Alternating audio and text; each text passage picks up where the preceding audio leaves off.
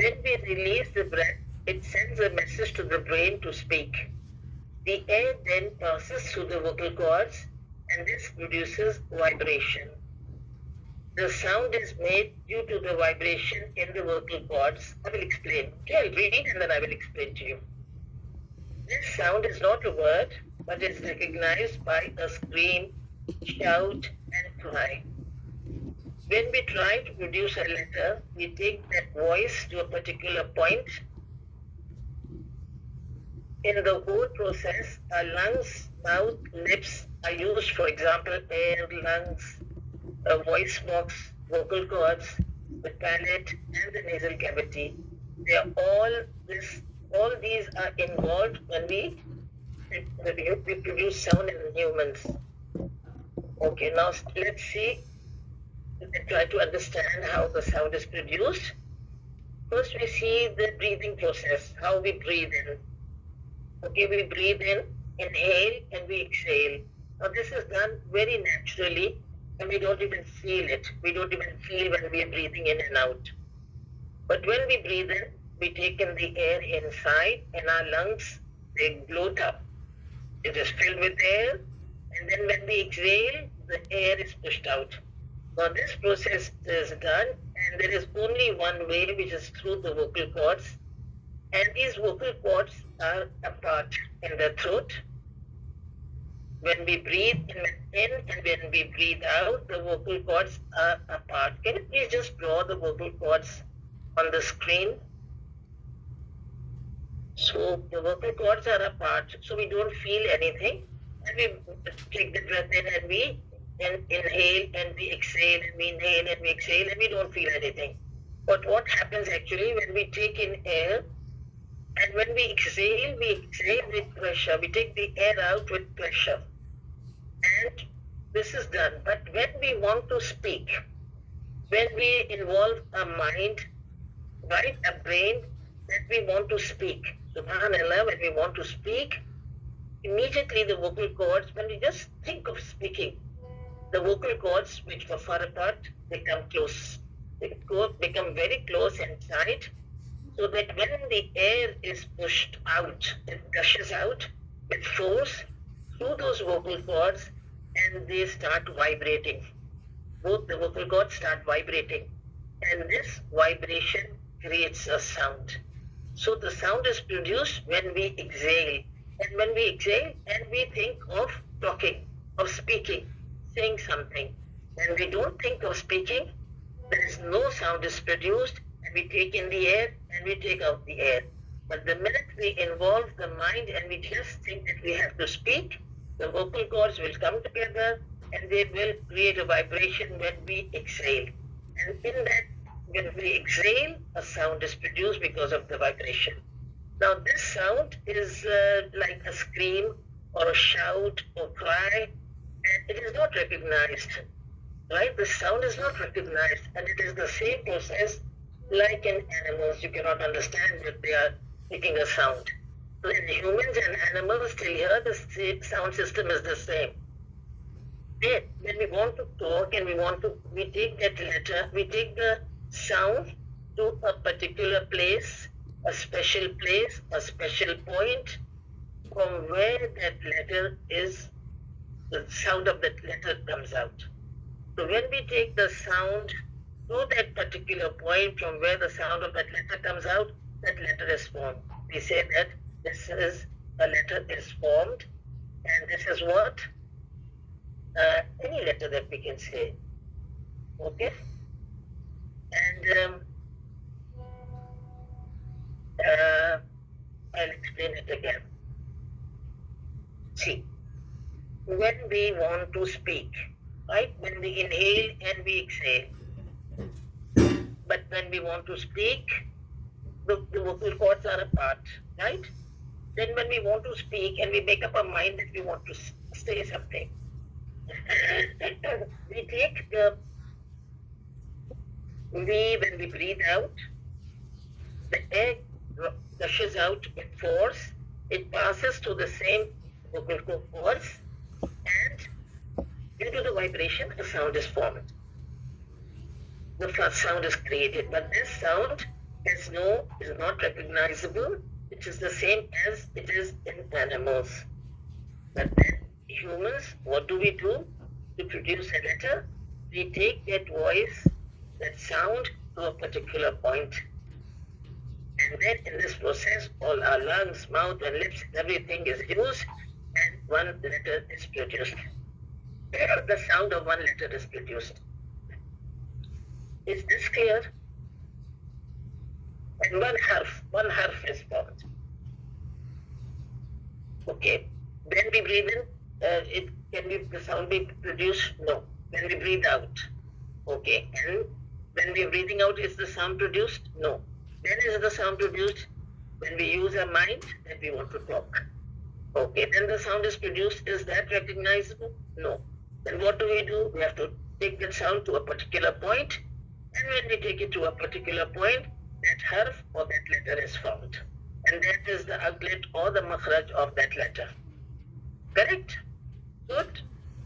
Okay. Next we go to the point, and to see if we get some little audios or videos. We'll send it in the group, inshallah. Sound production. A letter is a sound which depends on a specific or approximate articulation point. What is a specific or approximate? We're going to do that today. When we intend to take the sound to a specific articulation point, a letter is produced. Right? The sound, we take it to a specific place, the articulation point of that letter is formed or produced. What is breath? Is in Arabic it is called nafas. Not nafs, but nafas. The breath we take in and out is done naturally. And what is that called? Nafas. Okay, now this is sound production. Why did we do all this? Because we need to understand how is sound produced so that we know how the letter is formed. Right? Okay. Today, inshallah, we will do the makharij, but before we do the makharij, one important chapter is the chapter of lahan. Babul lahan. What is lahan? Lahan is mistake. Major mistakes and the hidden mistakes and the obvious mistakes. Now, why is this chapter very important? Because we really don't know really that when we are reading, what sort of mistakes are we making? And does it make any difference by reading it in that way, or it does make a difference?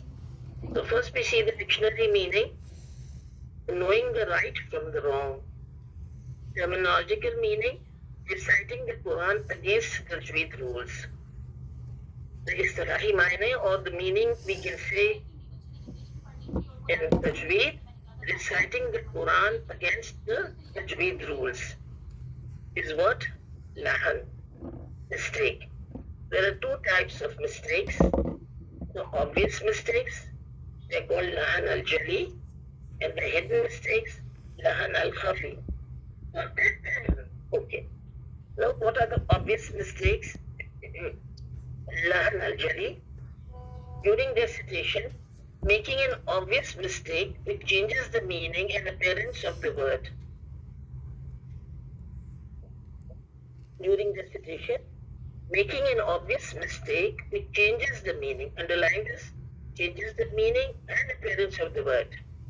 Now, what is the order? What is the hukum? It is haram. It is forbidden. It's haram means it's haram, it's forbidden. So you cannot just change the word, a word that it changes the meaning and appearance of the word in the Quran. These are Allah's words, Allah subhanahu wa ta'ala's words. We cannot do that. Examples, okay, let's see the examples of obvious mistakes which change the meaning. Change a letter to another letter. You change the letter of the Quran. For example, instead of reciting Alhamdulillah, we say Alhamdulillah, which is a very common mistake. And it has got a very different meaning. Alhamdulillah. This is wrong. We've changed the letter and we've changed the meaning. To add a letter or to take away a letter. Instead of reciting وَإِذَا, we say إِذَا. And when we want to say إِذَا, we say وَإِذَا, we add wa. So both are mistakes. And the third point, reciting a sakin letter as a mutaharik and a mutaharik as a sakin letter. Example, instead of reciting falaqna, we recite falaqana. Make it mutaharik. That's a mistake. I'm just giving you one word examples, but there are many words that we do with which we do this. Reciting a mushaddad as a mukhaffaf and reciting a mukhaffaf as mushaddad. Instead of reciting watab, we recite watab. See, we omitted the shad. Changing fatha to dhamma.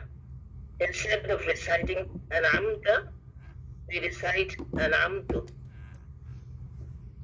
To reduce the length of mad tabai, and to reduce the length of mad lasin, to reduce the length of mad muttasil wajib. That means reducing the length of mad is also a mistake. So these are all the mistakes that we make during recitation, and which are obvious mistakes. And what is the ruling for it? That it is forbidden. Now, some examples of obvious mistakes where the meaning does not change. Over there, where we saw the examples where the meaning changes. Next page, please.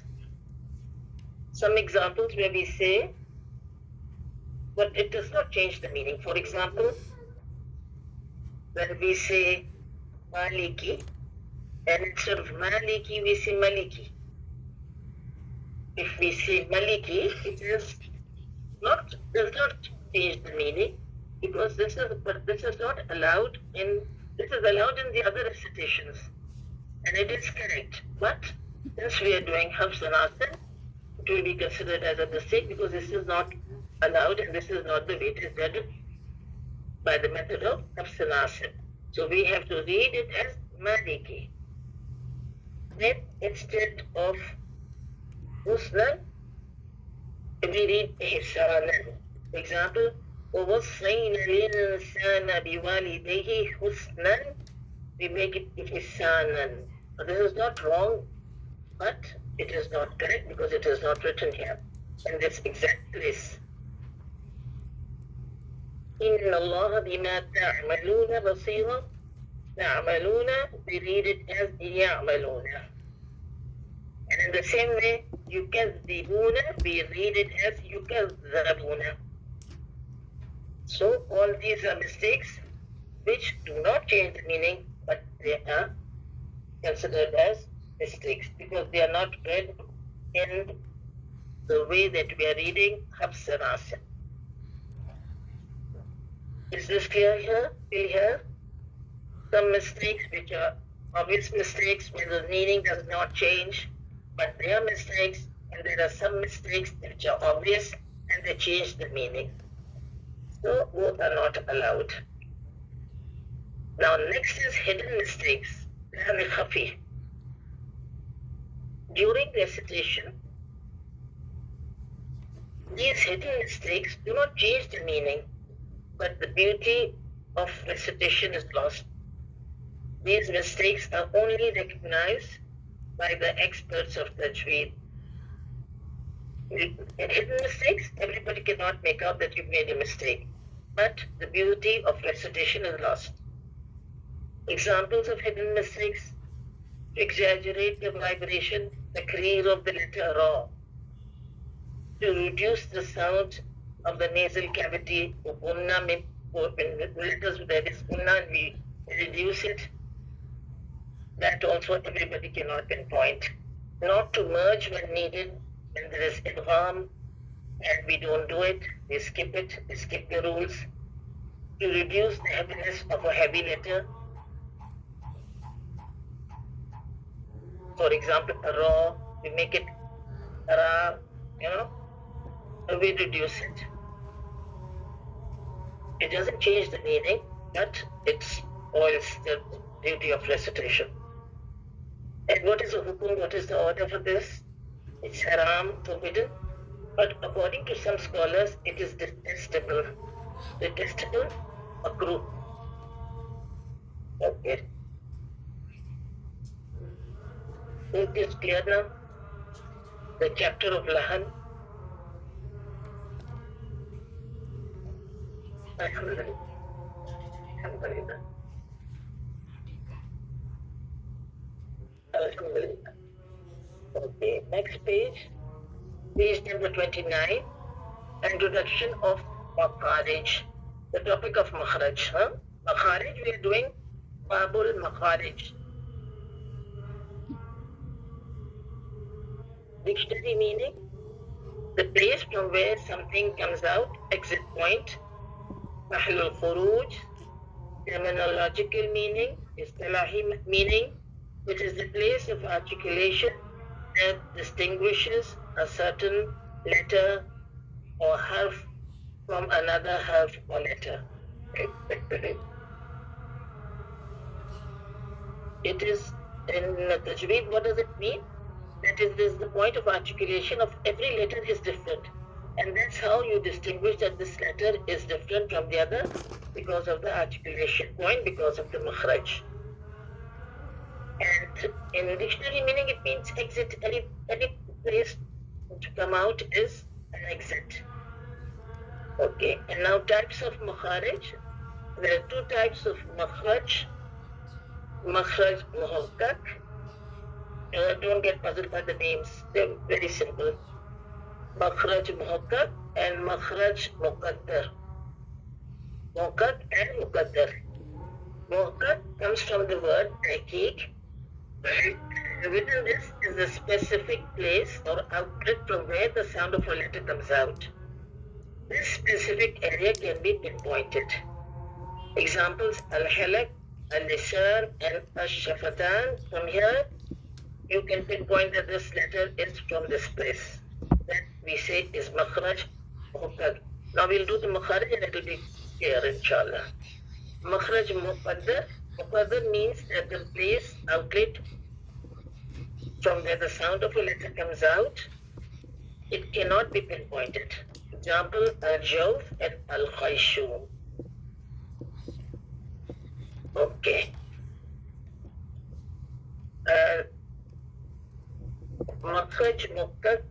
Now, inshallah, we will do today makhraj muhakkak. We will do, and we will do first start with makhraj al-muqaddar. It is al-jawf and al-khayshum. Al-jawf, we will start with al-jawf. Okay, the way of finding them out the makhraj of any letter, to place a hamza at the beginning of a letter, then to recite this as a mushaddad or sakin. The place where the letter sound stops or does not go further is makhraj muhakkak. In makhraj muqaddar, the sound of the letter does not stop at any specific place or outlet. What does this mean? In the muhakkak, okay, let's see first.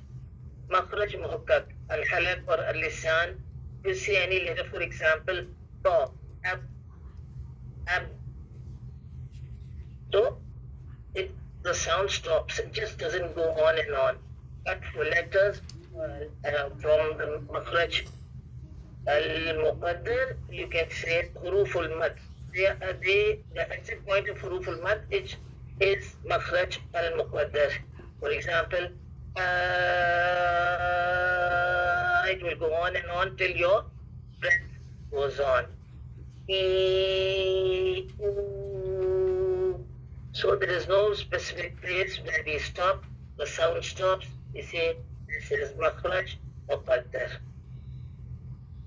For the letter of mad, alif mad, waw mad, and ya mad, there is no specific place in this makhraj muqaddar where you can pinpoint. So we say that this is makhraj muqaddar. Okay, turn the page, now page number 30.